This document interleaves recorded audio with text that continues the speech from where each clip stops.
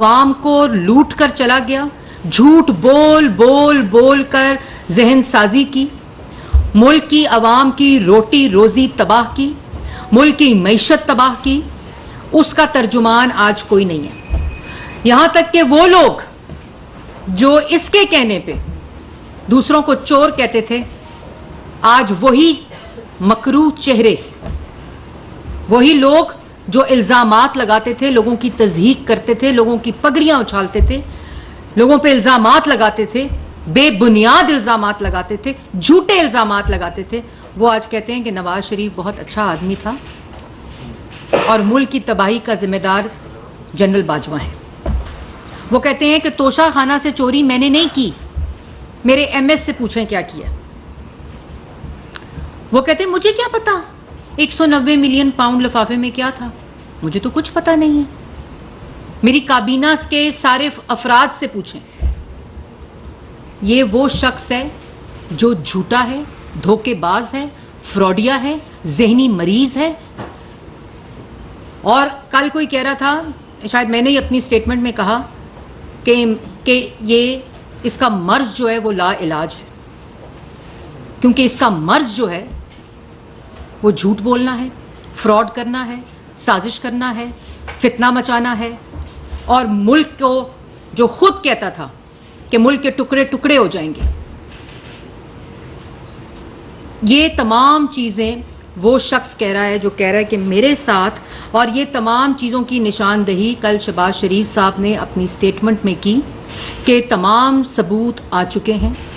وہ ملک سے باہر بیٹھا ٹولہ جو اداروں کے خلاف مہم جوئی کرتا ہے, جنہوں نے لسبیلا کے ہیلی کاپٹر کے شہداء کے خلاف مہم جوئی کی, جنہوں نے آرمی چیف, ڈی جی سی, کبھی ڈی جی آئی, کبھی وزیر اعظم, کبھی انٹیریئر منسٹر, کبھی لا منسٹر, کبھی پنجاب کا وزیر اعلیٰ, ان سب کے خلاف خطرناک سوشل میڈیا کیمپینز کرتے ہیں. اور یہ تمام لوگ اس فورن ایجنٹ, اس جھوٹے, اس فراڈیے کی پراکسیز ہیں. جو کبھی کہتا ہے میرے پہ راکٹ لانچر کے ساتھ حملہ ہونے والا ہے, جو کہتا ہے میرے پہ قاتلانہ حملہ ہونے والا ہے. کوئی پوچھے کہ تم پہ اگر قاتلانہ حملہ ہونے والا ہے تو کیا وہ بالٹی رکھنے سے, ڈسٹ بن رکھنے سے, کیا وہ ڈبہ رکھنے سے نہیں ہوگا؟ تم کیوں جھوٹ بولتے ہو؟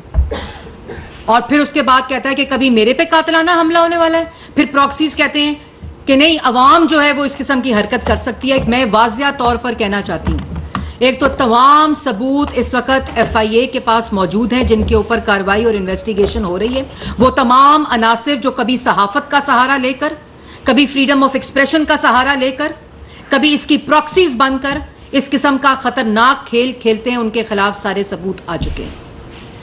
اور میں واضح طور پر کہنا چاہتی ہوں کہ اس قسم کے انسائٹنگ وائلنس, اس قسم کی سٹیٹمنٹس, ان قسم کی حرکتوں سے اگر کسی قسم کا کوئی سیاست دہشت گردی کا واقعہ ہوا تو اس کا ذمہ دار یہ فورن ایجنٹ ہوگا. اور پھر کہتے ہیں بے شرم آدمی یہ پوچھتا ہے کہ 9 مئی کا فائدہ کس کو ہوا. Instead of making absurd accusations, the question that Shehbaz Sharif needs to answer is who gained the most from the events of 9th May. جس شخص نے منصوبہ بندی کی, ذہن سازی کی, اس کو پلان کیا, اس کو آرکیسٹریٹ کیا, اس کو امپلیمنٹ کیا, اس کی ڈائریکشن دی, وہ پوچھتا ہے 9 مئی کے واقعے سے کس کو فائدہ ہوا. جو پہلے کہتا تھا 9 مئی کا واقعہ میری گرفتاری کا رد عمل ہے, پھر کہتا تھا یہ ایجنسیز کے لوگ تھے, پھر کہتا تھا ایسے رد عمل تو آئے گا.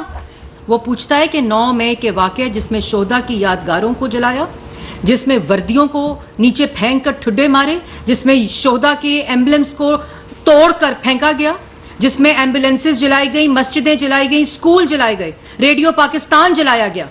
وہ کہتا ہے 9 مئی کے واقعے کا کس کو فائدہ ہوا ہے؟ 9 مئی کے واقعے کا فائدہ پاکستان کے دشمن کو ہوا ہے, اور اس سازش کو ناکام بنانے کا فائدہ پاکستان کی عوام کو ہوا ہے, پاکستان کو ہوا ہے. اور تمہاری یہ اوڈیسٹی کہ تم پوچھو کہ 9 مئی کا واقعہ تم جیسا سازشی, تم جیسا دھبا سیاست کے اوپر جو عوام کے چند نوجوانوں کے ٹولے کو اکساتا ہے, انسائٹ کرتا ہے, انسٹیگیٹ کرتا ہے وائلنس, جو دہشت گردی کا سبق دیتا ہے, وہ پوچھتا ہے 9 مئی کے واقعے کا کس کو فائدہ ہوا ہے؟ تمہیں شرم آنی چاہیے. اور پھر the humiliating way in which I was abducted from the Islamabad High Court, as if I was some criminal, as if I was some criminal. My lawyers and IHC staff was also beaten up, has been declared completely unconstitutional and illegal by Supreme Court. As if تم واحد شخص ہو پاکستان کی سیاست میں جس نے ہر جرم کیا ہے اور تمہیں پتہ ہے.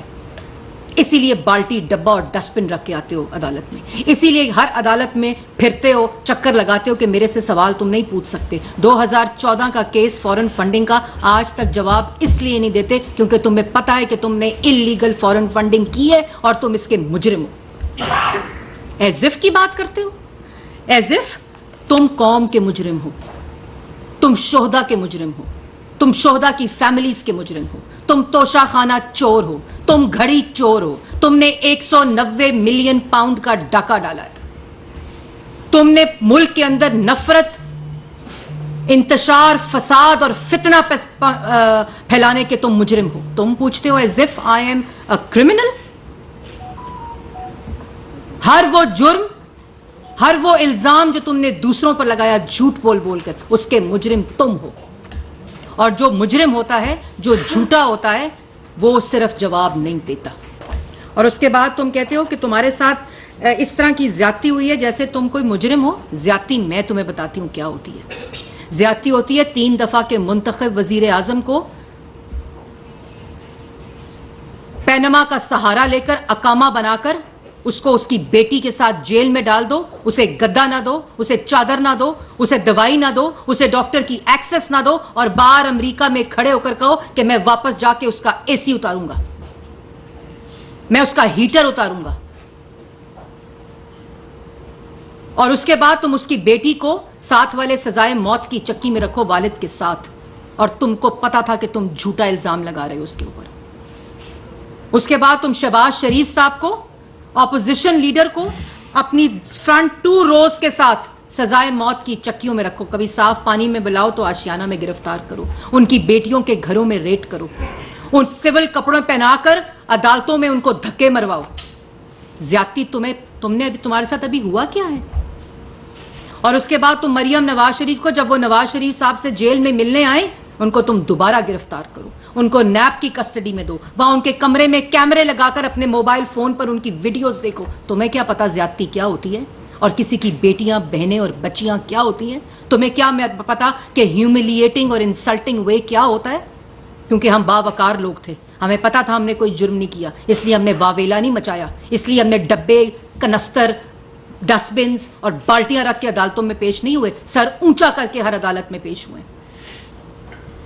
حمزہ شہباز کو تم نے 2 سال جیل میں رکھا, اس کی بیٹی سے نہیں ملنے دیا, اس کی فیملی سے نہیں ملنے دیا, اس کو کسی قسم کے پہلے وکلا کی ایکسس نہیں دی, جب وکلا کی ایکسس دی تو اس کے بعد سزائے موت کی چکی میں شفٹ کر دیا. تمہیں کیا پتا زیادتی کیا ہوتی ہے؟